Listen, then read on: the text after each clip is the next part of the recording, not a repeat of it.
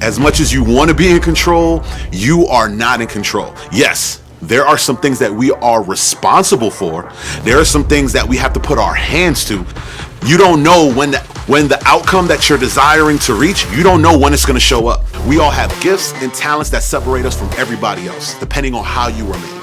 You are valuable, but you're not that important.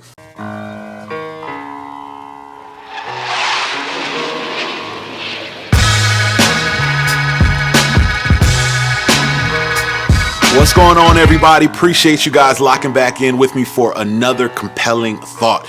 As I always say, these thoughts are designed to help you on your journey in living a compelling life. What does that mean? We are proactively, progressively perfecting our purposes. I know that's a lot of P's, alliteration, beast mode. But honestly, all jokes aside, we are progressively, meaning we're doing it one day at a time, one step at a time, so on and so forth. We are progressively perfecting our purpose.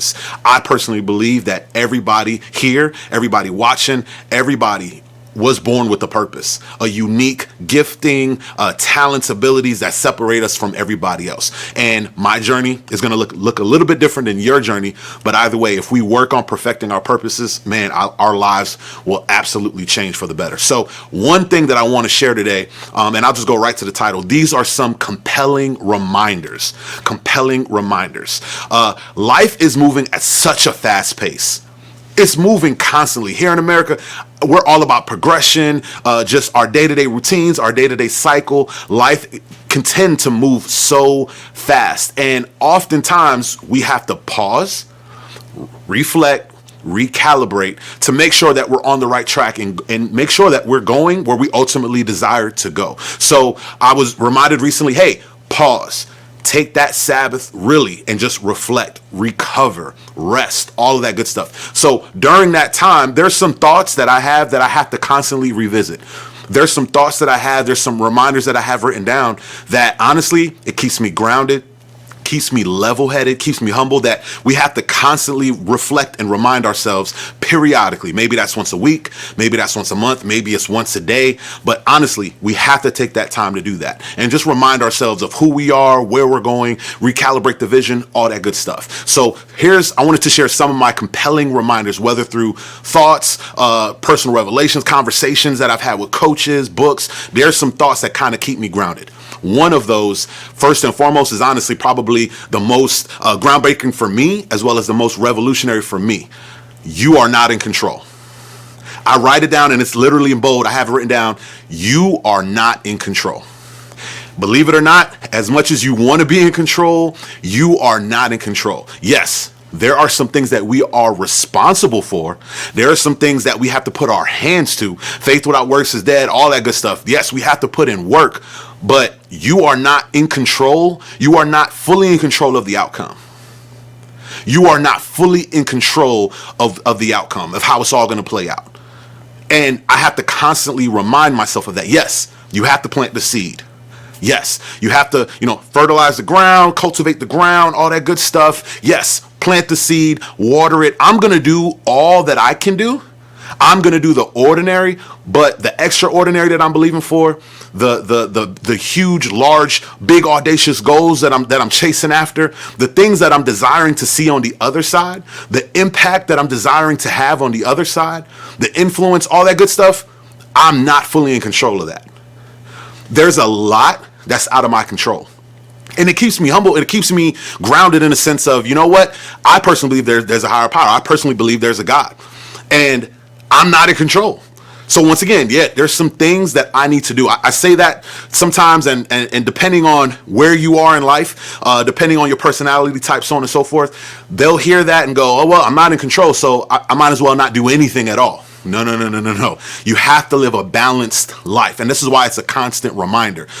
Growing up, earlier on in life, I wasn't necessarily a type D personality, but with starting different businesses and having different responsibilities placed on me, I literally made life cause me to make the shift. And now we're just kind of shifting to being that type D, I'm a high D and high I in the sense of the DISC assessment personality type. So I'm always a driver. I'm a go-getter. I love starting new projects, all of that good stuff.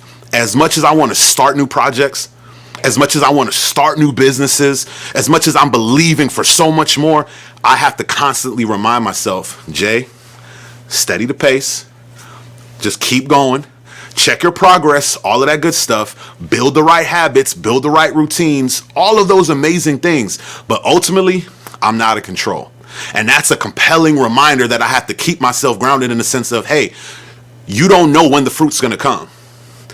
You don't know when the outcome that you're desiring to reach, you don't know when it's going to show up.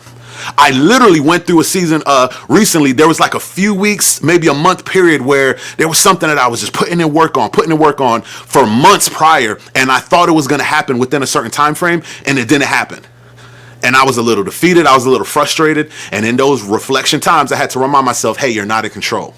And right when I was going to give up, right when I was going to throw in the towel, right when I said, you know what, I guess this is something I'll just revisit at another time, right when I was about to put it down, no jokes aside, I promise you, literally that evening, it was like around 4 or 5 p.m., I got the call. I got the call that I was waiting on. I got the call that I was expecting. And it came through. The point I'm trying to get at is you're not in control.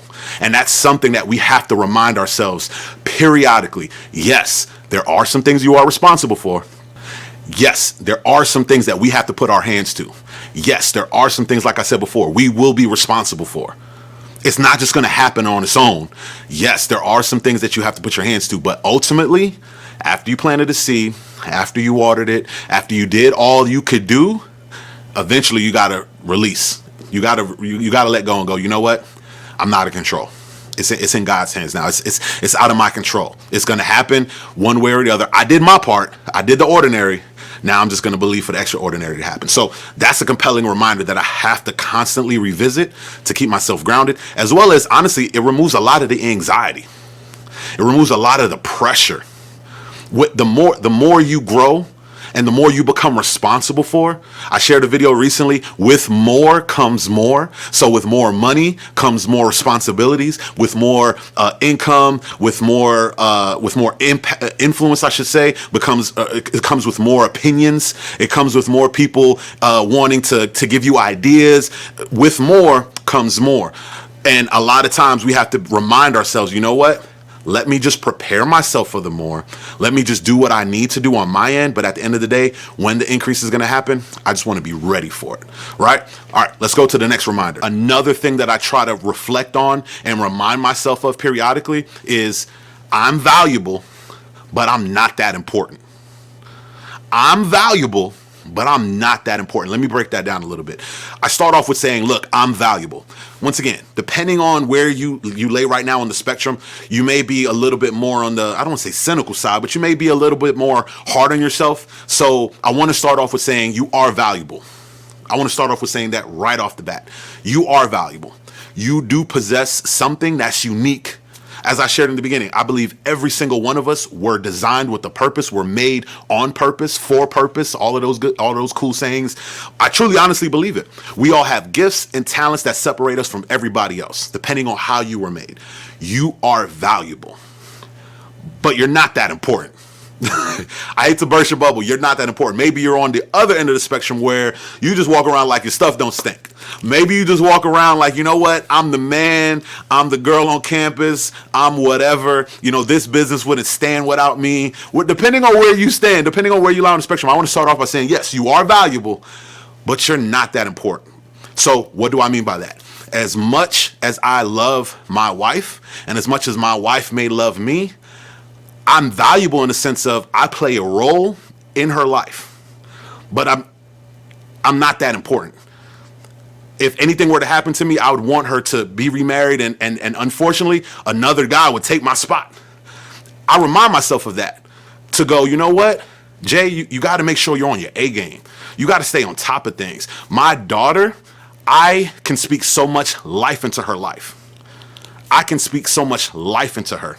My example and the way that I live is going to have a long-term effect on her. I'm valuable, but I'm not that important. I'm not that important. This job, this business, if I were to leave right now, it would keep going without me. And some of you guys experience that in real time. You think, I'm the man, I'm the girl, I'm whatever the case may be. I'm the woman here. Y'all want to be able to do half of the stuff without me. He wouldn't be able to do nothing. He can't replace me. She can't replace me. And then they did. And you were like, whoa, okay, wait a minute. I rethought. Can I recant my statement? How did I get here? It's because we deemed ourselves valuable, yes, and we deemed ourselves important as well. So what am I getting at? I remind myself, you know what, Jay? You are valuable. There's things that you can bring to the table. There's people that you can help. There's impact that you can create in your community, in your city. There's impact that you can create in this next generation. Yes, there's things that you can do. You're valuable, but you're not that important. It's not that deep. They don't need you. They don't need you. And if you remind yourself of that, once again, it removes so much anxiety. It removes so much pressure. Because you could just lock in and say, you know what, you're doing it from a sense of, you know what, I'm grateful to do what I do. I'm grateful to have the relationships that I have. I'm grateful to be a parent. I'm grateful for this job. I'm grateful for this opportunity. I'm grateful for this business. And you know what, I'm going to operate from a sense of purpose once again, but at the same time, it's a due diligence. And you know what, I get to do this and I'm going to do it at the highest level. I'm going to do it at such a high level because you know what, I'm not that important. They could do it without me, so I'm not going to devote my identity to it. Hopefully that makes sense. I'm not going to devote my identity to it. There's so many people, and it happens in our world. I want to say it happens subconsciously, maybe by design, but that's another story for another day. When you talk to people, one of the first things they say is, hey, what do you do? Hey, what's your name? Okay, maybe where you're from. But then what do you do? That we tie our identity into what we do, and it's not that deep. It's not that deep. So if I tie my identity into being a teacher, if I tie my identity into being a doctor, if I tie my identity in being a business person, a millionaire, whatever the case may be, you're tying your self-worth to that. And yes, you are valuable, but you're not that important. So any pride, any cockiness, any ego, it strips it away. Because now, once again, you're operating from a sense of, you know what, I get to do this. I have this opportunity to have these things and to do these things that I get to do. And it just, once again, it sheds so much unhealthiness off of you. So number one, you're not in control. Do what you can do. Give it your all, but you're not in control. Number two, I am valuable. I have a level of self-worth, high self-worth. I know who I am. I am valuable. I know whose I am. I'm made in the image of God, all of these things. I try to have a high self-worth. I'm valuable, but I'm not that important. God doesn't need me to do the things that I'm aiming to do.